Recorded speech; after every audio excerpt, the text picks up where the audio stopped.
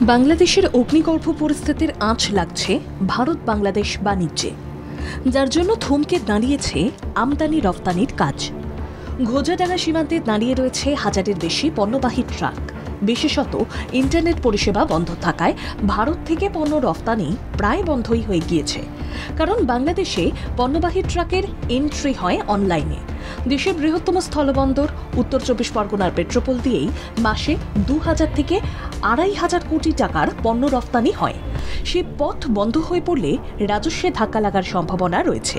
এর মাঝে দেখা যায় ঘোজাডাঙ্গা সীমান্তে দাঁড়িয়ে রয়েছে প্রচুর ট্রাক। এখন সীমান্তে এন্ট্রি হচ্ছে না বাংলাদেশ থেকে ভারতে আসা ট্রাক বা ভারত থেকে বাংলাদেশে যাওয়া কোনো ট্রাকের তথ্য। এর জেরে ব্যাহত হচ্ছে আন্তর্জাতিক বাণিজ্য। প্রচুর জরুরি পণ্য সহ কাঁচামাল যেমন টমেটো, কাঁচা লঙ্কা, পেঁয়াজ, আদা, রসুন এবং বিভিন্ন ফল ক্ষতিগ্রস্ত হতে পারে। বাংলাদেশের লোক বলছে বাংলাদেশে দাঙ্গা লেগেছে, ছাত্ররা আন্দোলন করেছে, এই নিয়ে এখন গাড়ি যেতে দিচ্ছে না। মিনিমাম তাও 1000-1200 ট্রাক দাঁড়িয়ে আছে। আমরা নাসিক থেকে পেঁয়াজ নিয়ে এসেছি। হ্যাঁ, কাঁচা লঙ্কাও আছে, আবার গাড়ি রিটার্ন করে দিচ্ছে পার্টি বাংলাদেশের ঝামেলার জন্য। তা 4 দিন দাঁড়ায় রয়েছে গাড়িটা, এবার পেঁয়াজ তো নষ্ট হয়ে যাবে না গরমে।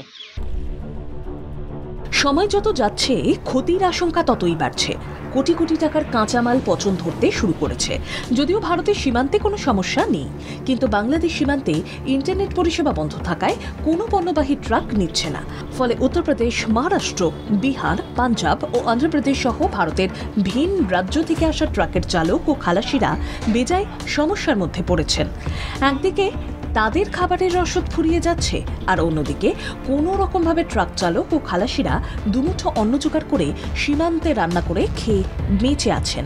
এই সময় যদি দীর্ঘতর হয় তাহলে তাদের আরও সমস্যায় পড়তে হবে। তাই বাংলাদেশের পরিস্থিতি শান্ত না হলে বাণিজ্যের এই দরজা খোলা মুশকিল বলে পণ্যবাহী ট্রাকের চালক থেকে কারবারিরা মনে করছেন।